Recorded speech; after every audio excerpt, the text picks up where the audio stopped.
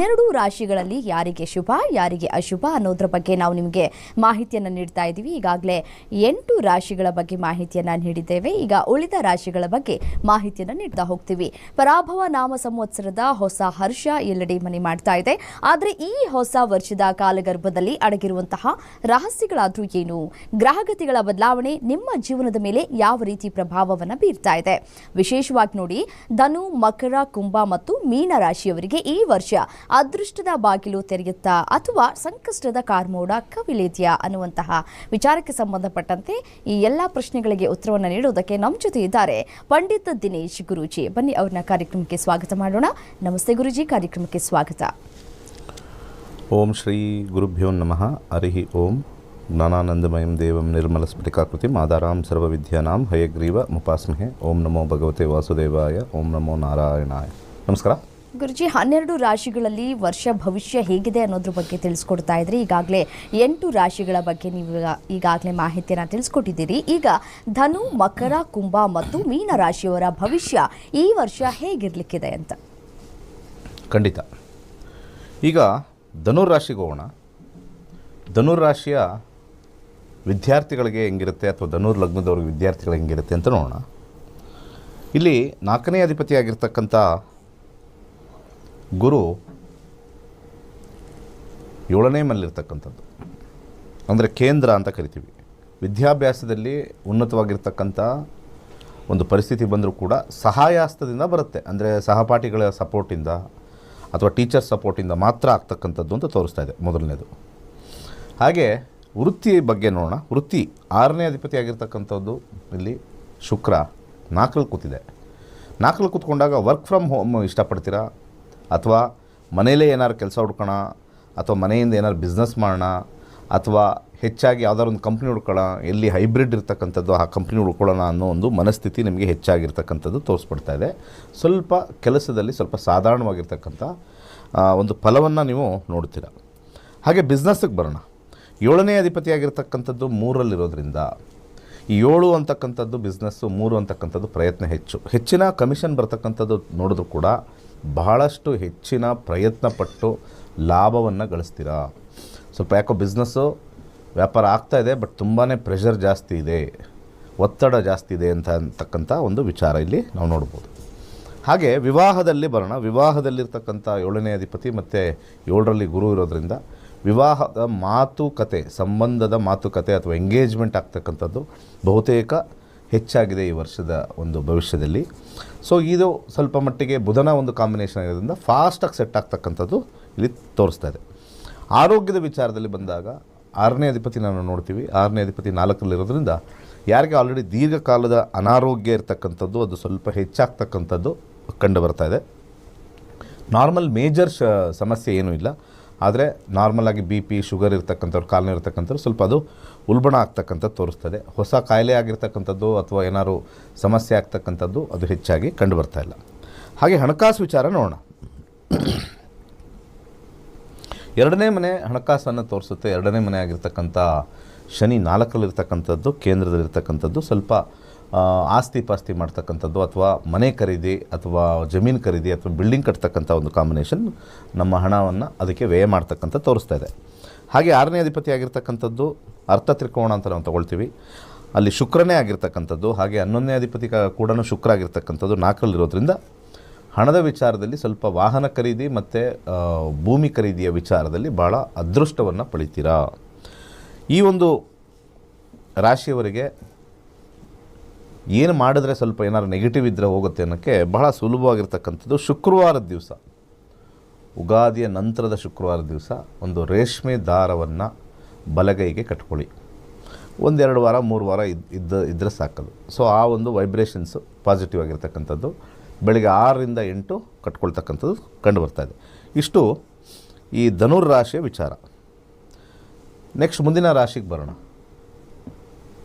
ಮಕರ ರಾಶಿ. ಮಕರ ರಾಶಿಯ ಅಧಿಪತಿಯಾಗಿರ್ತಕ್ಕಂಥದ್ದು ಶನಿ.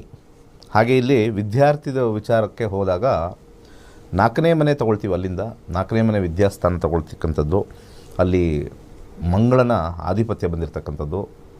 ಇಲ್ಲಿ ಮಂಗಳ 2ನೇ ಮನೇಲಿ ಕೂತ್ಕೊಂಡು ವಿದ್ಯಾಭ್ಯಾಸವನ್ನು ಉತ್ತಮಗೊಳಿಸ್ತಾ ಇರ್ತಕ್ಕಂಥದ್ದು. ಎರಡನೇ ಮನೆ ವಿದ್ಯಾಭ್ಯಾಸಕ್ಕೆ ಸ್ವಲ್ಪ ಉತ್ತಮ ಮನೆ. ಹಾಗೆ ವಿದ್ಯಾಭ್ಯಾಸದಲ್ಲಿ ಉತ್ತಮವಾಗಿರ್ತಕ್ಕಂಥ ಅಂಕಗಳನ್ನ ತೆಗಿತಕ್ಕಂಥದ್ದು, ಆಸಕ್ತಿ ಇರ್ತಕ್ಕಂಥದ್ದು ಈ ವರ್ಷ ಕಂಡು ಬರ್ತಾ ಇದೆ. ಹಾಗೆ ಈ ಒಂದು 6ನೇ ಮನೆ ನೋಡೋಣ. 6ನೇ ಮನೆ ಆಗಿರ್ತಕ್ಕಂಥ ಬುಧ 2ರಲ್ಲಿರೋದ್ರಿಂದ ವೃತ್ತಿಯಲ್ಲಿ ಹೆಚ್ಚು ಸಂಪಾದನೆ, ಇಂಕ್ರಿಮೆಂಟ್ ಜಾಸ್ತಿ ಬರ್ತಕ್ಕಂಥದ್ದು, ಹೊಸ ಕೆಲಸ ಸಿಗ್ತಕ್ಕಂಥದ್ದು, ಅಧಿಕವಾಗಿರ್ತಕ್ಕಂಥ ಹಣ ಅಥವಾ ಸ್ಯಾಲ್ರಿ ಜಾಸ್ತಿ ಆಗ್ತಕ್ಕಂಥದ್ದು ವಿಶೇಷವಾಗಿ ಕಂಡು ಬರ್ತಾ ಇರ್ತಕ್ಕಂಥದ್ದು ಮಕರ ಲಗ್ನ ಅಥವಾ ಮಕರ ರಾಶಿಯವರಿಗೆ. ಹಾಗೆ ಭಾಳ ಇಂಪಾರ್ಟೆಂಟ್ ಆಗಿರ್ತಕ್ಕಂಥದ್ದು 7ನೇ ಮನೆ. 7ನೇ ಮನೆ ಎಗೈನ್ ಚಂದ್ರ ಆಗಿರ್ತಕ್ಕಂಥದ್ದು ಬಿಸ್ನೆಸ್ ವಿಚಾರದಲ್ಲಿ ಬಂದಾಗ, 3ನೇ ಮನೆಗೆ ಬಂದಾಗ ನಾನು ಯಾವಾಗಲೂ ಹೇಳ್ತೀನಿ 3ನೇ ಮನೆ ಸ್ವಲ್ಪ ಪ್ರಯತ್ನದ ಮನೆ. ಹೆಚ್ಚು ಪ್ರಯತ್ನ ಪಡಬೇಕು, ಸ್ವಲ್ಪ ಹೆಚ್ಚಿನ ಪ್ರಯತ್ನದಿಂದ ಲಾಭ ಅಂತ ಇಲ್ಲಿ ಬರ್ತಕ್ಕಂಥದ್ದು ಕಂಡು ಬರ್ತಾ ಇದೆ. ಹಾಗೆ ವಿವಾಹ ವಿಚಾರದಲ್ಲೂ ಕೂಡ 7ನೇ ಅಧಿಪತಿ 3ರಲ್ಲಿದ್ದರೆ ಎಂಗೇಜ್ಮೆಂಟ್ ಆಗ್ತಕ್ಕಂಥದ್ದು, ಆದರೆ ಮಾನಸಿಕದ ಒತ್ತಡ ಹೆಚ್ಚಾಗಿರುತ್ತೆ. ಬಲವಂತದ ವಿಚಾರದಲ್ಲಿ ಆಗ್ತಕ್ಕಂಥ ಸಾಧ್ಯತೆ, ಇಂಥವ್ರನ್ನ ಆಗಬೇಕು ಅಂತ ಮಾಡ್ತಕ್ಕಂಥ ಒಂದು ವಿಚಾರದಲ್ಲಿ ಹೆಚ್ಚಿನ ಒಂದು ಒತ್ತಡದಲ್ಲಿ ಮದುವೆ ಆಗ್ತಕ್ಕಂಥದ್ದು ತೋರಿಸ್ತಾ ಇದೆ. ಹಾಗೆ ಹಣಕಾಸು ವಿಚಾರದಲ್ಲಿ ಬರೋಣ. ಈ ಹಣಕಾಸು ವಿಚಾರದಲ್ಲಿ 2ನೇ ಅಧಿಪತಿಯಾಗಿರ್ತಕ್ಕಂಥ ಶನಿನೇ 3ರಲ್ಲಿ ಕೂತಿದ್ದಾನೆ. ಹಾಗೆ 6ನೇ ಅಧಿಪತಿಯಾಗಿರ್ತಕ್ಕಂಥ ಬುಧ 2ರಲ್ಲಿ ಕೂತಿರ್ತಕ್ಕಂಥದ್ದು. ಹಾಗೆ ಇಲ್ಲಿ ವಿಶೇಷವಾಗಿ ಬಲವಾಗಿರ್ತಕ್ಕಂಥ 11ನೇ ಮನೆ 2ನೇ ಮನೇಲಿ ಕೂತಿರ್ತಕ್ಕಂಥದ್ದು. ಹಾಗೆ 10ನೇ ಮನೆ ಶುಕ್ರ 3ರಲ್ಲಿ. ಇವೆಲ್ಲವಲ್ಲೂ ನೋಡಿದಾಗ ಸ್ವಲ್ಪ ಮಂಗಳ ನಿಮಗೆ ವಿಶೇಷವಾಗಿ ಒಳಿತನ್ನು ಮಾಡ್ತಕ್ಕಂಥದ್ದು.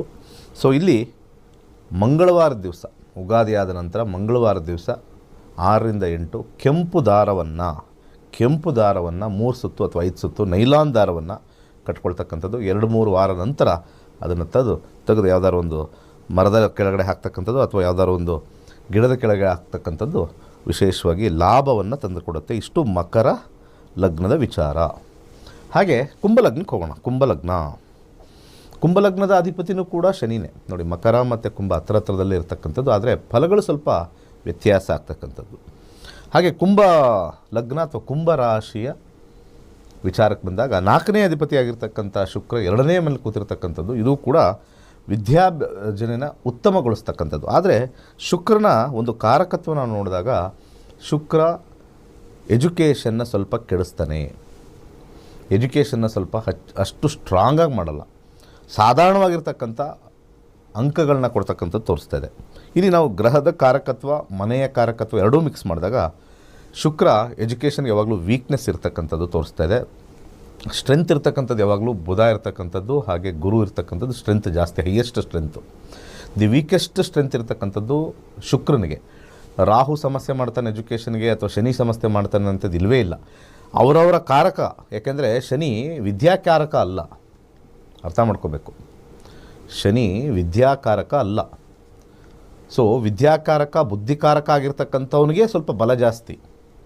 ಸೊ ಹಾಗನ್ಬಿಟ್ಟು ತುಂಬ ಜನ ಜ್ಯೋತಿಷ್ಯನ ತಪ್ಪಾಗಿ ಹೇಳ್ತಾರೆ. ಸೊ 4ರಲ್ಲಿ ರಾಹು ಇದೆ ಅದಕ್ಕೆ ಓದ್ತಾ ಇಲ್ಲ ಅಂತೇಳಿ, ಆ ರೀತಿ ಬರಲ್ಲ. ಶುಕ್ರ 4ರಲ್ಲಿದ್ದರೆ ಸಮಸ್ಯೆ ಆಗ್ತಕ್ಕಂಥದ್ದು ತೋರಿಸುತ್ತೆ. 2ನೇ ಮನೆಯಲ್ಲಿ ಶುಕ್ರ ಇದ್ದರೆ ಪ್ರಾಬ್ಲಮ್ ಆಗುತ್ತೆ. 9ನೇ ಮನೇಲಿ ಶುಕ್ರ ಇದ್ದರೆ ಈ 2, 4, 9ನೇ ಸ್ಥಾನದಲ್ಲಿ ನಿಮ್ಮ ಲಗ್ನದಿಂದ ಶುಕ್ರ ಬಂದಾಗ ಎಜುಕೇಷನ್ ಬಗ್ಗೆ ಕಾನ್ಸಂಟ್ರೇಷನ್ ಭಾಳ ಕಮ್ಮಿ ಇರುತ್ತೆ. ಪ್ರೊವೈಡೆಡ್ ಶುಕ್ರ ದಶಾ ಭುಕ್ತಿ ಅಂತರ್ಭುಕ್ತಿ ಇದ್ದಾಗ ಮಾತ್ರ. ಅಲ್ಲಿ ಇದ್ದಿದ್ದ ತಕ್ಷಣ ನಮಗಾಗಲ್ಲ. ಯಾಕಂದರೆ ಪ್ರತಿ ಸತಿ ನಮಗೆ ಒಂದು ಎಜುಕೇಷನ್ ಟೈಮಲ್ಲಿ ಶುಕ್ರದಶನೇ ನಡೀತಾ ಇದ್ದಾಗ ಓಕೆ. ಶುಕ್ರದಶ ಇಲ್ಲ, ಆದರೆ 4ನೇ ಮನೇಲಿ ಶುಕ್ರ ಇದ್ದಾನೆ, ಎಫೆಕ್ಟ್ ಮಾಡಲ್ಲ. ಯಾವ ಮುಂದಿನ ದಶ ಹೇಗೆ ಬರುತ್ತೆ, ಅದರ ಅಧಿಪತಿಯಾಗಿರ್ತಕ್ಕಂಥದ್ದು ಹೇಗೆ ಬರುತ್ತೆ, ಇವೆಲ್ಲವನ್ನು ಕೂಲಂಕುಷವಾಗಿ ನೋಡ್ತಕ್ಕಂಥದ್ದು. ಹಾಗೆ 6ನೇ ಮನೆ ಆಗಿರ್ತಕ್ಕಂಥ ಚಂದ್ರ 2ನೇ ಮನೇಲಿರ್ತಕ್ಕಂಥದ್ದು ವೃತ್ತಿಯಲ್ಲಿ ಅತಿ ಹೆಚ್ಚು ಹಣ ಗಳಿಸ್ತಕ್ಕಂಥದ್ದು, ವೃತ್ತಿಯಲ್ಲಿ ಇಂಕ್ರಿಮೆಂಟ್ ಜಾಸ್ತಿ ಆಗ್ತಕ್ಕಂಥದ್ದು. ಹಾಗೆ ಒಂದು ನಿಮ್ಮ ಬದಲಾವಣೆ ಅಂದರೆ ಚೇಂಜ್ ಆಫ್ ಪ್ಲೇಸ್ ಆಗ್ತಕ್ಕಂಥದ್ದು ತೋರಿಸ್ತಾ ಇದೆ. ಮತ್ತು ಒಂದು ಕಮಿಷನ್ಸ್ ಜಾಸ್ತಿ ಬರ್ತಕ್ಕಂಥದ್ದು ತೋರಿಸ್ತಾ ಇದೆ. ದುಡ್ಡಿನ ವಿಚಾರದಲ್ಲಿ ಜಾಬಲ್ಲಿ ಉತ್ತಮವಾಗಿರ್ತಕ್ಕಂಥದ್ದು ಕಂಡು ಬರ್ತಾ ಇದೆ. ಹಾಗೆ 7ನೇ ಅಧಿಪತಿಯಾಗಿರ್ತಕ್ಕಂಥ ಸೂರ್ಯ 2ನೇ ಮನೇಲಿರ್ತಕ್ಕಂಥದ್ದು ಬಿಸ್ನೆಸ್ ಅತ್ಯುತ್ತಮವಾಗಿರುತ್ತೆ. ಉತ್ತಮವಾಗಿರ್ತಕ್ಕಂಥ ಲಾಭಾಂಶವನ್ನು ಪಡಿತೀರಾ. ಹಾಗೆ ಲಾಭದಿಂದ ಅನೇಕ ವಿಚಾರಗಳು ನಿಮಗೆ ಅಂದರೆ ಇನ್ನು ಎಕ್ಸ್ಪ್ಯಾನ್ಷನ್ಗೆ ಹೆಲ್ಪ್ ಆಗ್ತಕ್ಕಂಥದ್ದು ಕಂಡು ಬರ್ತಾ ಇದೆ. ಬಿಸ್ನೆಸ್ ಅತ್ಯುತ್ತಮವಾಗಿದೆ. ಹಾಗೆ ಮದುವೆ ವಿಚಾರದಲ್ಲಿ 7ನೇ ಅಧಿಪತಿಯಾಗಿರ್ತಕ್ಕಂಥ 2 ವಿವಾಹ ತುಂಬ ಒಳ್ಳೆಯ ರೀತಿಯಾಗಿರ್ತಕ್ಕಂಥದ್ದು ಈ ವರ್ಷ ವಿವಾಹಕ್ಕೆ ಯೋಗವಾಗಿರ್ತಕ್ಕಂಥದ್ದು ಬರುತ್ತೆ. ಆದರೆ ಸೂರ್ಯನ ಕಾರಕತ್ವ ಏನು ಅಂತಂದರೆ ಇಲ್ಲಿ ಅಹಂ ಘರ್ಷಣೆ ಸ್ವಲ್ಪ ಇದ್ದಿರ್ತಕ್ಕಂಥದ್ದು, ಒಂದು ನಾನು ಅಂತಕ್ಕಂಥದ್ದು ಸುಪೀರಿಯಾರಿಟಿ ಕಾಂಪ್ಲೆಕ್ಸ್ ಇರ್ತಕ್ಕಂಥದ್ದು ಸ್ವಲ್ಪ ಹೆಚ್ಚಾಗಿ ಬರುತ್ತೆ. ನಮ್ಮ ಜನಾಂಗ, ನಮ್ಮ ಕಡೆ, ನಮ್ಮದು ಸ್ವಲ್ಪ ದೊಡ್ಡದು ಅಂತ ಪ್ರತಿಷ್ಠೆ ಅಂತ ನಾವೇನು ಕರಿತೀವಿ ಅದು ಹೆಚ್ಚಾಗಿ ಬರ್ತಕ್ಕಂಥದ್ದು ತೋರಿಸ್ತದೆ.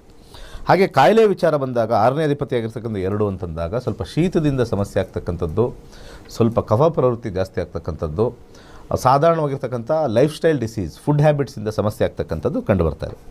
ಹಣಕಾಸು ವಿಚಾರಕ್ಕೆ ಹೋದಾಗ 2ನೇ ಅಧಿಪತಿಯಾಗಿರ್ತಕ್ಕಂಥ ಗುರು 5ರಲ್ಲಿರ್ತಕ್ಕಂಥದ್ದು ಸ್ವಲ್ಪ ಒಳ್ಳೆಯ ಕಾಂಬಿನೇಷನ್ ಅಲ್ಲ. ಹಾಗೆ ಇಲ್ಲಿ 11ನೇ ಅಧಿಪತಿ ಅಥವಾ 9ನೇ ಅಧಿಪತಿಯಾಗಿರ್ತಕ್ಕಂಥ ವಿಚಾರ ಮತ್ತು ಶುಕ್ರ 2ರಲ್ಲಿರ್ತಕ್ಕಂಥದ್ದು, 11ನೇ ಅಧಿಪತಿಯಾಗಿರ್ತಕ್ಕಂಥ ಗುರು ಇಲ್ಲಿ ಮತ್ತೆ ನಾವು 5ನೇ ಮನೆ ಅಷ್ಟು ಒಳ್ಳೆಯದಾಗಿಲ್ದಿರ್ತಕ್ಕಂಥದ್ದು. ಶುಕ್ರನ ಒಂದು ಸ್ಟ್ರೆಂತ್ ನಾವು ತಗೊಂಡಾಗ ಬಿಳಿ ದಾರವನ್ನು, ಶುಕ್ರವಾರ ಬಿಳಿ ದಾರವನ್ನು ಬಲಗೈಗೆ ಕಟ್ತಕ್ಕಂಥದ್ದು, ನೈಲಾನ್ ದಾರವನ್ನು ಕಟ್ತಕ್ಕಂಥದ್ದು 6ರಿಂದ 8 ಉಗಾದಿಯ ನಂತರ ಯೂಸ್ ಮಾಡ್ತಕ್ಕಂಥದ್ದು. ಸಾಧಾರಣ ಒಂದು 2-3 ವಾರ ಯೂಸ್ ಮಾಡಿ ಅದನ್ನು ಡಿಸ್ಕಾರ್ಡ್ ಮಾಡ್ತಕ್ಕಂಥದ್ದು ಒಳಿತಾಗುತ್ತೆ ಕುಂಭ ಲಗ್ನದವರು ಅಥವಾ ಕುಂಭ ರಾಶಿಯವರು. ಮುಂದಿನ ರಾಶಿ ನಾವು ಲಾಸ್ಟಲ್ಲಿ ತೊಗೊಂಡು. ಓಕೆ ಗುರುಜಿ, ಧನು ಮಕರ ಕುಂಭ ರಾಶಿಯ ಬಗ್ಗೆ ಮಾಹಿತಿ ನೀಡಿದ್ರಿ. ವರ್ಷ ಭವಿಷ್ಯ ಹೇಗಿರ್ಲಿಕ್ಕಿದೆ ಅಂತ ಹೇಳಿ ಮುಂದಿನ ರಾಶಿಯನ್ನು ನೋಡ್ತಾ ಹೋಗೋಣ. ಈಗ ಒಂದು ವಿರಾಮ ತೆಗೆದುಕೊಂಡು ಬೇಗ ವಾಪಸ್ ಆಗೋಣ. ವೀಕ್ಷಕರೇ, ನೀವು ಕೂಡ ಮನೆ ಕಟ್ಟಬೇಕು ಅಥವಾ ಫ್ಯಾಕ್ಟ್ರಿಯನ್ನು ತೆರಿಬೇಕು ಅಥವಾ ಈ ಒಂದು ಅಂಗಡಿಯನ್ನು ಕಟ್ಟಬೇಕು ಅನ್ನುವಂತಹ ಯೋಜನೆಯಲ್ಲಿ ಇದ್ದರೆ ಅದಕ್ಕೆ ಮುನ್ನವೇ ನೀವು ಫೌಂಡೇಶನ್ ಕಿಟ್ ಅಂತ ಸಿಗುತ್ತೆ. ಪಾಯ ಆಗಿರುವಂತಹ ಸಂದರ್ಭದಲ್ಲಿ ಇದನ್ನು ಬಳಕೆ ಮಾಡಿಕೊಂಡ್ರೆ, ನಿಮಗೆ ಫೌಂಡೇಶನ್ ಕಿಟ್ನ ಬಳಕೆ ಮಾಡಿಕೊಂಡ್ರೆ ನೆಗೆಟಿವ್ ಎನರ್ಜಿಗಳು ಪಾಸಿಟಿವ್ ಆಗಿ ಕನ್ವರ್ಟ್ ಆಗುತ್ತೆ. ಯಾವುದೇ ಸಮಸ್ಯೆಗಳು ಮುಂದಿನ ದಿನಗಳಲ್ಲಿ ಬರೋದಿಲ್ಲ. ಅದೇ ರೀತಿಯಾಗಿ ಈಗಾಗಲೇ ಮನೆ ಕಟ್ಟಿದ್ದೀವಿ, ಅಂಗಡಿಯನ್ನು ಓಪನ್ ಮಾಡಿಬಿಟ್ಟಿದ್ದೀವಿ, ಈಗ ಏನು ಮಾಡೋದು ಅಂತ ಹೇಳಿ ಪ್ರಶ್ನೆಗಳು ಕೂಡ ಇರ್ಬೋದು. ಅಂಥವ್ರಿಗೂ ಕೂಡ ಇಂಟರ್ನಲ್ ಕಿಟ್ ಅಂತ ಸಿಗುತ್ತೆ. ಅದನ್ನು ಪರ್ಚೇಸ್ ಮಾಡಿಕೊಂಡು ನೀವು ಅದರ ಉಪಯೋಗವನ್ನು ಪಡೆದುಕೊಳ್ಬಹುದು. ಇನ್ನು ಇದರ ಜೊತೆಗೆ ನೋಡಿ, ನಕ್ಷತ್ರ ನಾಡಿ ತರಗತಿಗಳು ಏಪ್ರಿಲ್ 20ನೇ ತಾರೀಕಿನಿಂದ ಆರಂಭ ಆಗ್ತಾ ಇದೆ. ಸ್ಕ್ರೀನ್ ಮೇಲೆ ಡಿಸ್ಪ್ಲೇ ಆಗ್ತಾ ಇರುವಂತಹ ನಂಬರನ್ನು ನೋಟ್ ಡೌನ್ ಮಾಡಿಕೊಂಡು ನೀವು ತರಗತಿಗಳಿಗೆ ನೀವು ಜಾಯಿನ್ ಆಗಬಹುದು. ಹಾಗಿದ್ರೆ ಈ ಒಂದು ನಕ್ಷತ್ರ ನಾಡಿ ತರಗತಿಗಳಲ್ಲಿ ಏನೆಲ್ಲ ಹೇಳ್ಕೊಡ್ತಾರೆ, ಯಾವ ರೀತಿಯಾಗಿ ಕ್ಲಾಸಸ್ಗಳು ಇರುತ್ತೆ ಅನ್ನುವಂತಹ ಒಂದು ವಿಟಿ ಇದೆ, ನೋಡ್ತಾ ಹೋಗೋಣ. ಈಗ ಒಂದು ಪುಟ್ಟ ವಿರಾಮ. ಸ್ವಾಗತ. ಧನು ಮಕರ ಕುಂಭ ರಾಶಿಯ ಬಗ್ಗೆ ಈ ವರ್ಷದ ಭವಿಷ್ಯ ಹೇಗಿರುತ್ತೆ ಅಂತ ಹೇಳಿ ತಿಳ್ಕೊಂಡ್ರಿ. ಇನ್ನು ಕಡೆಯ ರಾಶಿ ಮೀನ ರಾಶಿಯವರ ಭವಿಷ್ಯ ಈ ವರ್ಷ ಹೇಗಿರ್ಲಿಕ್ಕಿದೆ ಅಂತ ಹೇಳಿ ಗುರುಜಿ ತಿಳಿಸ್ಕೊಡ್ತಾರೆ. ಗುರುಜಿ, ಮುಂದುವರಿಸ್ತಾ ಹೋಗಿ. ಈಗ ಮೀನ ಲಗ್ನ ಅಥವಾ ಮೀನ ರಾಶಿ ಬಗ್ಗೆ ನೋಡೋಣ. 4ನೇ ಅಧಿಪತಿಯಾಗಿರ್ತಕ್ಕಂಥ ಬುಧ 12ನೇ ಮನೆಯಲ್ಲಿರ್ತಕ್ಕಂಥದ್ದು ವಿದ್ಯಾರ್ಥಿಗಳಿಗೆ ಸ್ವಲ್ಪ ಹಿನ್ನಡೆ ಆಗ್ತಕ್ಕಂಥದ್ದು, ಓದಿನಲ್ಲಿ ಆಸಕ್ತಿ ಕಮ್ಮಿ ಆಗ್ತಕ್ಕಂಥದ್ದು ಕಂಡು ಬರ್ತಾ ಇದೆ. ಸೊ ವಿದ್ಯಾರ್ಥಿಗಳು ಸ್ವಲ್ಪ ಹೆಚ್ಚಾಗಿ ಗಮನ ಕೊಟ್ಟು ಸ್ವಲ್ಪ ಇಂಟ್ರೆಸ್ಟ್ ಕೊಟ್ಟು ಓದ್ತಕ್ಕಂಥದ್ದು ಕಂಡು ಬರ್ತಾ ಇತ್ತು. ಆಲ್ರೆಡಿ ನಾನು ಹೇಳಿದ್ದೀನಿ, ಗ್ರಹಗಳು 30% ಇಂಡಿಕೇಷನ್ ಕೊಡ್ತಕ್ಕಂಥದ್ದು, ಇನ್ನು 70% ನಮ್ಮ ಪ್ರಯತ್ನ ಮತ್ತು ನಮ್ಮ ಮನೋಭಿಲಾಸೆ ಅಂತ ನಾವು ಕರಿತೀವಿ. ಹಾಗೆ 6ನೇ ಅಧಿಪತಿಯಾಗಿರ್ತಕ್ಕಂಥದ್ದು ಸೂರ್ಯ ಲಗ್ನದಲ್ಲೇ ಇರ್ತಕ್ಕಂಥದ್ದು ಸ್ವಲ್ಪ ವೃತ್ತಿಯಲ್ಲಿ ಸ್ವಲ್ಪ ಸೆಲ್ಫ್ ಎಫರ್ಟ್ ಜಾಸ್ತಿ ಆಗ್ತಕ್ಕಂಥದ್ದು. ನಾವೇ ಹೋಗಿ ಪ್ರಯತ್ನ ಪಡಬೇಕು, ಹೊಸ ಕೆಲಸ ಸಿಗಬೇಕು ಅಂತಂದರೆ ಯಾರು ಕೇಳಿದ್ರೂ ಆಗೋದಿಲ್ಲ. ನಾವೇ ಹೋಗಿ ಅಪ್ಲೈ ಮಾಡಿ, ಸೊ ಕಾದು ಎಲ್ಲರಿಗೂ ಕಾಲ್ ಮಾಡಿ, ಕಂಪ್ನಿ HR ಗೆ ಕಾಲ್ ಮಾಡಿ ಸ್ವಲ್ಪ ಇಂಟರ್ವ್ಯೂ ಹಾಕ್ಸ್ಕೊಂಡು ನಾವೇ ಹೋಗಿ ಇಂಟರ್ವ್ಯೂ ಮುಗಿದಾದ ಮೇಲೆ ಏನಾರು ಆಯ್ತಾ ಅಂತ ಫಾಲೋ ಅಪ್ ಮಾಡ್ತಕ್ಕಂಥ ಒಂದು ವಿಚಾರ 6ನೇ ಅಧಿಪತಿ ಲಗ್ನದಲ್ಲಿ ಸೂರ್ಯ ಇರ್ತಕ್ಕಂಥ ಒಂದು ಸ್ಥಾನದಲ್ಲಿ ನೋಡಿದಾಗ ಕಷ್ಟದಿಂದ ಹೊಸ ಜಾಬ್ ಸಿಗ್ತಕ್ಕಂಥದ್ದು ಅಥವಾ ಇರ್ತಕ್ಕಂಥ ಕೆಲಸ ಸ್ವಲ್ಪ ಕಷ್ಟದಿಂದ ಸ್ವಪ್ರಯತ್ನದಿಂದ ಮಾತ್ರನೇ ಅಲ್ಲಿ ಕಾಂಬಿನೇಷನ್ ಬರ್ತಕ್ಕಂಥದ್ದು ತೋರಿಸ್ತದೆ. ಹಾಗೆ 7ನೇ ಅಧಿಪತಿಯಾಗಿರ್ತಕ್ಕಂಥ ಬುಧ 12ರಲ್ಲಿರೋದ್ರಿಂದ ಬಿಸ್ನೆಸ್ಸಲ್ಲಿ ಸ್ವಲ್ಪ ಲಾಸ್ ಕಾಂಬಿನೇಷನ್ ತೋರಿಸ್ತಾ ಇದೆ. ಇನ್ವೆಸ್ಟ್ಮೆಂಟ್ ಮಾಡೋಕ್ಕೆ ಹೆಚ್ಚಾಗಿ ಹೋಗಬೇಡಿ. ಇನ್ ಕೇಸ್ ಇನ್ವೆಸ್ಟ್ಮೆಂಟ್ ಮಾಡಿದರೆ ಸ್ವಲ್ಪ ಸ್ಲೋ ಆಗಿ ಈಸಿಯಾಗಿ ಮಾಡ್ತಕ್ಕಂಥದ್ದು ವಿಚಾರ. ಯಾಕೆಂದರೆ 12ನೇ ಅಧಿಪತಿ ವ್ಯಯವನ್ನು ಮಾಡ್ತಕ್ಕಂಥದ್ದು, ಲಾಸನ್ನು ಮಾಡ್ತಕ್ಕಂಥದ್ದು ಕಂಡು ಬರ್ತಾ ಇದೆ. ಹೊಸ ಬಿಸ್ನೆಸ್ ಮಾಡೋಕ್ಕಿಂತ ಮುಂಚೆ ನಿಮ್ಮ ಜಾತಕವನ್ನು ಪರಿಶೀಲಿಸಿ ದಶಾಭುಕ್ತಿಗಳು ಚೆನ್ನಾಗಿದ್ದಲ್ಲಿ ಮುಂದುವರಿರಿ. ಇಲ್ಲಾಂದರೆ ಈ ವರ್ಷ ಭವಿಷ್ಯದಲ್ಲಿ 7ನೇ ಅಧಿಪತಿ 12ರಲ್ಲಿದ್ದಾಗ ಸ್ವಲ್ಪ ಎಫೆಕ್ಟ್ ಆಗ್ತಕ್ಕಂಥ ಒಂದು ಕಾಂಬಿನೇಷನ್ ಬರ್ತಾ ಇದೆ. ಹಾಗೆ ವಿವಾಹವನ್ನು ವಿಚಾರದಲ್ಲಿ ತಗೊಂಡಾಗ ವಿವಾಹದ 7ನೇ ಮನೆ 12ರಲ್ಲಿದ್ದಾಗ ವಿವಾಹದ ಸಂಬಂಧಗಳಲ್ಲಿ ಬರ್ತಕ್ಕಂಥ ಸಂಬಂಧಗಳಲ್ಲಿ ಮಾತುಕತೆಯಿಂದ ಮುರಿದು ಬೀಳ್ತಕ್ಕಂಥದ್ದು ಅಥವಾ ಎಂಗೇಜ್ಮೆಂಟ್ ಆಗಿ ಕ್ಯಾನ್ಸಲ್ ಆಗ್ತಕ್ಕಂಥ ಒಂದು ಸಾಧ್ಯತೆ, ಅಥವಾ ಆಲ್ರೆಡಿ ಮದುವೆ ಆಗಿರ್ತಕ್ಕಂಥವ್ರು ಸ್ವಲ್ಪ ವಿರಸದಲ್ಲಿ ಸಮಸ್ಯೆ ಆಗ್ತಕ್ಕಂಥದ್ದು, ಸಪ್ರೇಷನ್ ಆಗ್ತಕ್ಕಂಥದ್ದು, ಸ್ವಲ್ಪ ಬಹಳ ದೀರ್ಘಕಾಲದಲ್ಲಿ ಸ್ವಲ್ಪ ಸಪ್ರೇಷನ್ ಕಾಂಬಿನೇಷನ್ನು ಹೆಚ್ಚಾಗಿ ಕಂಡು ಬರ್ತಾ ಇರ್ತಕ್ಕಂಥ ಒಂದು ವಿಚಾರ. ಇನ್ನು ಆರೋಗ್ಯದ ವಿಚಾರ ಬಂದಾಗ ಸ್ವಲ್ಪ ಸೂರ್ಯನ ಒಂದು ಕಾಂಬಿನೇಷನ್ ನೋಡಿದಾಗ ಸ್ವಲ್ಪ ಹೀಟ್ ಜಾಸ್ತಿ ಆಗ್ತಕ್ಕಂಥದ್ದು, ಅಸಿಡಿಟಿ ಜಾಸ್ತಿ ಆಗ್ತಕ್ಕಂಥದ್ದು, ತಲೆನೋವು ಜಾಸ್ತಿ ಆಗ್ತಕ್ಕಂಥದ್ದು, ಜ್ವರದ ಒಂದು ವಿಚಾರ ಬರ್ತಕ್ಕಂಥದ್ದು ತೋರಿಸ್ತಾ ಇದೆ. ಹಾಗೆ ಹಣಕಾಸು ವಿಚಾರದಲ್ಲಿ 2ನೇ ಅಧಿಪತಿಯಾಗಿರ್ತಕ್ಕಂಥ ಮಂಗಳ ವೇದಲ್ಲಿದ್ದಾನೆ, ಅಂದರೆ 12ನೇ ಭಾವದಲ್ಲಿದ್ದಾನೆ, ಖರ್ಚು ಜಾಸ್ತಿ ಅಂತ ಬರ್ತಾ ಇದೆ. ಹಾಗೆ 6ನೇ ಮನೆ ಆಗಿರ್ತಕ್ಕಂಥದ್ದು ಲಗ್ನದಲ್ಲಿರ್ತಕ್ಕಂಥದ್ದು, ಹಾಗೆ 10ನೇ ಮನೆ ಮತ್ತು 11ನೇ ಮನೆ ಕಾಂಬಿನೇಷನ್ ನೋಡಿದಾಗ ಶನಿ ಲಗ್ನದಲ್ಲೇ ಇದ್ದಾಗ 11ನೇ ಅಧಿಪತಿ ಆಗಿರ್ತಕ್ಕಂಥ ಒಂದು ವಿಚಾರದಲ್ಲಿ ಬಂದಾಗ ಶನಿ ಸ್ವಲ್ಪ ಪ್ರಭಾವದಲ್ಲಿದ್ದಾಗ ಮೀನ ಲಗ್ನದವರು ಅಥವಾ ಮೀನ ರಾಶಿಯವರು ಒಂದು ಶನಿವಾರದ ದಿವಸ ಒಂದು ಕರಿ ದಾರ, ಕಪ್ಪು ದಾರವನ್ನು 3 ಸುತ್ತು ಅಥವಾ 5 ಸುತ್ತು 6ರಿಂದ 8 ಗಂಟೆ ಒಳಗಡೆ ಧರಿಸ್ತಕ್ಕಂಥದ್ದು, ಕಟ್ಕೊಳ್ತಕ್ಕಂಥದ್ದು ಇಲ್ಲಿ ನಾವು ಹೇಳ್ಬೋದು. ಹಾಗೆ ಈ ಒಂದು ದಾರವನ್ನು 2ರಿಂದ 3 ವಾರ ಕಟ್ಕೊಂಡಾದ ನಂತರ ಅದನ್ನು ಡಿಸ್ಕಾರ್ಡ್ ಮಾಡ್ತಕ್ಕಂಥದ್ದು ಒಳಿತಾಗತಕ್ಕಂಥದ್ದು. ಈ ಬ್ಲ್ಯಾಕ್ ಕಲರ್ ಹಾಕ್ಕೊಂಡಿದ್ರೆ ಎಜುಕೇಷನ್ ಸ್ವಲ್ಪ ಉತ್ತಮವಾಗಿರ್ತಕ್ಕಂಥದ್ದು, ಬಿಸ್ನೆಸ್ಸಲ್ಲಿ ಸಮಸ್ಯೆ ಆಗ್ತಕ್ಕಂಥವ್ರಿಗೆ ಸಮಸ್ಯೆಯಿಂದ ಸ್ವಲ್ಪ ಪಾರಾಗ್ತಕ್ಕಂಥ ಸಾಧ್ಯತೆ, ಒಂದು ಸಿಂಪಲ್ ರೆಮಿಡಿ ಈ ವಿಚಾರ. ಓಕೆ ಗುರುಜಿ, ಇನ್ನು ನಕ್ಷತ್ರ ನಾಡಿ ತರಗತಿಗಳು ಏಪ್ರಿಲ್ 20ನೇ ತಾರೀಕಿನಿಂದ ಆರಂಭ ಆಗ್ತಾ ಇದೆ. ಅದ್ರ ಬಗ್ಗೆ ನಾವು ಮಾತನಾಡ್ತಾ ಹೋಗೋಣ ಗುರುಜಿ. ಜ್ಯೋತಿಷ್ಯ ಅನ್ನೋದು ಬಹಳ ಸುಲಭ ಅಂತ ಅನ್ಕೊಂಡ್ಬಿಟ್ಟಿರ್ತಾರೆ, ಬಟ್ ಆದರೆ ಈ ಹಾರ ಹಾಕೊಂಡು ಮಾಲೆ ಹಾಕೊಂಡು ಹಣೆಗೆ ವಿಭೂತಿ ಬೆಳ್ಕೊಂಬಿಟ್ರೆ ಅಂಥವ್ರನ್ನೇ ನಂಬೋದು ಜಾಸ್ತಿ ಅಂತ ನೀವು ಯಾವಾಗಲೂ ಹೇಳ್ತಾ ಇರ್ತೀರಿ. ಬೋಗಸ್ ಹೇಳೋರ್ನೇ ನಂಬೋದು ಜಾಸ್ತಿ ಅಂತ ಹೇಳಿ. ಬಟ್ ಆದರೆ ಜ್ಯೋತಿಷ್ಯ ಅನ್ನೋದು ವಿಜ್ಞಾನದ ಆಧಾರದ ಮೇಲೆ ಇದೆ ಅನ್ನೋದು ಇನ್ನೂ ಕೂಡ ಎಷ್ಟೋ ಜನಕ್ಕೆ ಗೊತ್ತೇ ಇಲ್ಲ. ಸೊ ಹೇಗೆ ನಡೆಯುತ್ತೆ ಅಂತ ಹೇಳಿ? ಸಾಧಾರಣವಾಗಿ ಇಲ್ಲಿ ಏನಾಗಿದೆ, ಒಂದು ಡಾಕ್ಟರ್ ಆದರೆ ಅವ್ರಿಗೊಂದು ಸರ್ಟಿಫಿಕೇಷನ್ ಇರಬೇಕು. ಜ್ಯೋತಿಷ್ಯದಲ್ಲಿ ಸರ್ಟಿಫಿಕೇಷನ್ ಇಲ್ಲ, ಡ್ರೆಸ್ಸೇ ಸರ್ಟಿಫಿಕೇಷನ್. ಮಠದಲ್ಲಿರ್ತಕ್ಕಂಥವ್ರು ಮಠದ ಡ್ರೆಸ್ ಹಾಕೊಂಡಿದ್ದ ತಕ್ಷಣ ಅವ್ರು ಏನು ಬಾಯಲ್ಲಿ ಹೇಳಿದ ತಕ್ಷಣ ಅವ್ರದ್ದೆಲ್ಲ ಜ್ಯೋತಿಷ್ಯರು ಅಂದ್ಕೊಂಡ್ಬಿಡ್ತಾರೆ. ಒಂದು ಫಳಫಳ ಆಗಿರ್ತಕ್ಕಂಥದ್ದು ಒಂದು ರೇಷ್ಮೆ ಶಲ್ಯ ಇಟ್ಕೊಂಡು ರುದ್ರಾಕ್ಷಿಗಳು ಹಾಕೊಂಡಿದ್ದ ತಕ್ಷಣ ಅವ್ರಿಗೆ ಸರ್ಟಿಫಿಕೇಷನ್ ಇದೆ ಅಂದ್ಕೊಂಡ್ಬಿಡ್ತಾರೆ. ಟೆಸ್ಟ್ ಇಡಬೇಕು. ಯಾಕಂದರೆ ನಮ್ಮ ಸಂಸ್ಥೆಯಿಂದ ನಾವು ಡಾಕ್ಟರೇಟ್ ಲೆವೆಲ್ವರೆಗೂ ಕೂಡ ಮಾಡ್ತೀವಿ. 65,000 ಜನ ವಿದ್ಯಾರ್ಥಿಗಳು ಕಲ್ತಿದ್ದಾರೆ. ಜ್ಯೋತಿಷ್ಯದಲ್ಲಿ ಆಸಕ್ತಿ ನಿಮಗಿದ್ದರೆ ಬಂದು ನೋಡಿ, ಉತ್ತಮವಾಗಿರ್ತಕ್ಕಂಥ ಒಂದು ವಿದ್ಯಾರ್ಜನೆ ಆಗುತ್ತೆ. ಒಂದು ಸನಾತನ ಧರ್ಮದಲ್ಲಿ ಇಷ್ಟು ಶಕ್ತಿ ಇದೆಯಾ ಅಂತ ಗೊತ್ತಾಗುತ್ತೆ. ನಾನು ಹೇಳ್ತಕ್ಕಂಥದ್ದು ನೀವು ಬನ್ನಿ ನಿಮ್ಮ ಕಷ್ಟ ಪರಿಹಾರ ಆಗುತ್ತೆ ಅಂತ ಹೇಳೋದೇ ಇಲ್ಲ. ನಿಮ್ಮ ಫೇಟು ಬದಲಾಗುತ್ತೋ ಇಲ್ವೋ, ಒಂದು ಕುತೂಹಲ ಮನುಷ್ಯನಿಗೆ ಇದ್ದೇ ಇರತಕ್ಕಂಥದ್ದು. ಈಗ ಒಬ್ಬ ಮನುಷ್ಯನಿಗೆ 100 ಸತಿ ಪ್ರಯತ್ನ ಮಾಡಾದ ಮೇಲೆ 101ನೇ ಸತಿ ಅವನಿಗೆ ಲಾಭವಾಗುತ್ತೆ ಅಥವಾ ಜಯ ಆಗುತ್ತೆ ಅಂತ ನಾವು ಒಂದು ಕೋಟಲ್ಲಿ ಕಳ್ತೀವಿ. ಯಾರಿಗೆ ಗೊತ್ತು 100 ಸತಿ ಪ್ರಯತ್ನ ಆದ ಮೇಲೆ 101 ಸತಿ ಅಥವಾ 101 ಟೈಮ್ ನೀವು ಮಾಡಿದಾಗ ನಿಮಗೆ ಸಕ್ಸಸ್ ಸಿಗುತ್ತೆ ಅಂತ? ಜ್ಯೋತಿಷ್ಯದಲ್ಲಿ ಅದೇ ಮಾಡೋದು. ಸಮಯವನ್ನು ಹೇಳುತ್ತೆ, ನಿಮ್ಮ ಜಯದ ಸಮಯವನ್ನು ಹೇಳುತ್ತೆ. ಫಾರ್ ಎಕ್ಸಾಂಪಲ್ ನಾವು ಏನೇ ಒಂದು ಬಿಸ್ನೆಸ್ ಮಾಡಬೇಕು, ಈಗೇನೋ ಬಂಡವಾಳ ಹಾಕಿದ್ವಿ ಚಿಕ್ಕದಾಗಿ, ಯಾಕೋ ಲಾಸ್ ಬಂತು, ಏನು ಮಾಡೋಣ, ಪೂಜೆ ಮಾಡಿಸೋಣ, ಯಂತ್ರ ಇಡೋಣ, ಅದಿಡೋಣ, ಇದನ್ನ ಎಲ್ಲ ಮಾಡ್ತೀವಿ, ಅದು ಇಟ್ಟರೂ ಫೇಲ್ ಆಗುತ್ತೆ. ಜಾತಕ ಜ್ಯೋತಿಷ್ಯ ಗೊತ್ತಿದ್ದರೆ ನನ್ನ ಬಿಸ್ನೆಸ್ 2028 ಆದಮೇಲೆ ಒಂದು ಹೊಸ ದಶ ಬರುತ್ತೆ, ಆ ಟೈಮಲ್ಲಿ ನಾನು ಮಾಡಿದ್ರೆ ಚೆನ್ನಾಗಿರುತ್ತೆ ಅಂತ ಹೇಳ್ತಕ್ಕಂಥದ್ದು ಬರ್ತಕ್ಕಂಥದ್ದು ನಾವು ಮಾಡಬೇಕು. ಜ್ಯೋತಿಷ್ಯ ಶಾಸ್ತ್ರ ಈ ಲೆವೆಲ್ಗೆ ಹೆಲ್ಪ್ ಆಗುತ್ತೆ. ಆ ಒಂದು ಎಕ್ಸಾಂಪಲ್ ಹೇಳಿ ಇದನ್ನು ಕ್ಲೋಸ್ ಮಾಡೋಣ. ವಿಜಯ್ ಮಲ್ಯ ಏನಾಯಿತು, ಅನಿಲ್ ಅಂಬಾನಿ ಏನಾಯಿತು, ಲಿಸ್ಟೇ ಕೊಡ್ತೀನಿ. ಇವತ್ತು ಅನಿಲ್ ಅಂಬಾನಿ ಕಾಸೇ ಇಲ್ಲ ಅವ್ರ ಹತ್ರ. ಅತ್ಯಂತ ಕೋಟ್ಯಾಧೀಶರು ಅಂಬಾನಿ ಮಕ್ಕಳಲ್ಲಿ ಮುಖೇಶ್ ಚೆನ್ನಾಗಿದ್ದಾರೆ, ಅನಿಲ್ ಚೆನ್ನಾಗಿದೆ. ಇಬ್ಬರಲ್ಲೂ ಯಾಕೆ ಒಬ್ಬರು ಚೆನ್ನಾಗಿಲ್ಲ? ಅವರ ದಶಾಭುಕ್ತಿ. ಅಷ್ಟೊಂದು ಕೋಟಿ ಇದೆ, ಅವ್ರು ಯಾಕೆ ಪರಿಹಾರ ಮಾಡ್ತಾ ಇಲ್ಲ? ಅವ್ರು ಯಾಕೆ ಜ್ಯೋತಿಷ್ ಹತ್ರ ಹೋಗ್ತಾ ಇಲ್ಲ? ಅನಿಲ್ ಅಂಬಾನಿ ಯಾಕಪ್ಪ ಜ್ಯೋತಿಷ್ ಹತ್ರ ಹೋಗ್ತಾ ಇಲ್ಲ? ಈ ನಾಮ ಬಳಕೊಳ್ಳೋರು, ಅಡ್ಡಡ್ಡ ಬಳಕೊಳ್ಳೋರು, ಉದ್ದೂದ ಬಳಕೊಳ್ಳೋರ ಹತ್ರ ಯಾರು ಹೋಗ್ತಾ ಇಲ್ಲ? ಅವೆಲ್ಲ ಅಲ್ಲ. ಹಣೆ ಬರಹ ಎಷ್ಟಿದೆ ಅಷ್ಟೇ ಇರುತ್ತೆ, ನೋಡ್ಕೊಳ್ತಕ್ಕಂಥದ್ದು ಅಷ್ಟೇ ಪರಿಹಾರ. ಪೂಜೆ ಪುನಸ್ಕಾರಗಳು ಹೋಮಗಳು ಮಾಡಿದ್ರೆ ಸುಮ್ಮನೆ ನಿಮ್ಮ ದುಡ್ಡು ಖರ್ಚು ಮಾಡ್ಕೊಳ್ಳಿ, ದೇವರಿಗೆ ತೃಪ್ತಿ ಆಗ್ಬೋದು. ಅವನೇ ದೇವ್ರೇನು ಅಂದ್ಕೊಳ್ತಾನೆ, ಚೆನ್ನಾಗಿ ಮಾಡಿದ್ಯಪ್ಪ, ತೃಪ್ತಿ ಆಗಲಿ, ನಿನಗೆ ಆಶೀರ್ವಾದ ಕೊಡ್ತೀನಿ, ಒಳ್ಳೆ ಆರೋಗ್ಯ ಕೊಡ್ತೀನಿ. ನಿಮ್ಮ ಸಮಸ್ಯೆ ಬೇರೆ ಏನೂ ಇರುತ್ತೆ. ಇಲ್ಲ ಕರ್ಮದ ಪ್ರಕಾರ ನಿಂಗೆ ಅದಿಲ್ಲ. ಥ್ಯಾಂಕ್ ಯು ವೆರಿ ಮಚ್, ಪೂಜೆ ಮಾಡಿದ್ಯಾ, ಥ್ಯಾಂಕ್ ಯು ಅಂತ ಹೇಳ್ತಕ್ಕಂಥದ್ದು ಅಷ್ಟೇ ವಿಚಾರ. ಓಕೆ ಗುರುಜಿ, ಇವತ್ತಿನ ಸಂಚಿಕೆಯಲ್ಲಿ ಧನು, ಮಕರ, ಕುಂಭ ಮತ್ತು ಮೀನ ರಾಶಿಯವರ ವರ್ಷ ಭವಿಷ್ಯ ಹೇಗಿತ್ತು ಅನ್ನೋದ್ರ ಬಗ್ಗೆ ತಿಳಿಸ್ಕೊಟ್ರಿ. ತಮಗೆ ಧನ್ಯವಾದ. ಸರ್ವೇ ಜನ ಸುಖಿನೋ ಭವಂತು.